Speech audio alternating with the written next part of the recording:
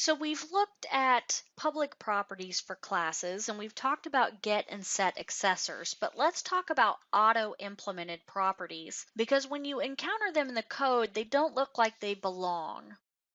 So in our previous example, we have implemented both properties, which means we've added them. They contain a private variable that backs up the idea that we're using this public property. We can return it, we can set it, we can do all these various things with our properties. An auto-implemented property or automatically implemented property is when the compiler creates a private instance variable for you, and so you don't have to have a declaration for one inside of your class.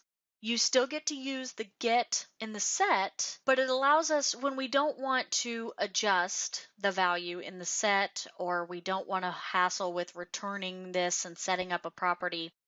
If we're just doing it trivially, then we can set up what's called an auto-implemented property.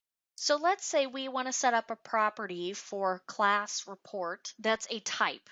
Maybe we have different types of reports. So instead of setting up a private variable, I'm just going to set up public string type for my public property. And so since I don't have a private variable declared to back it up like I did with the other two, I'm just going to put get semicolon set semicolon.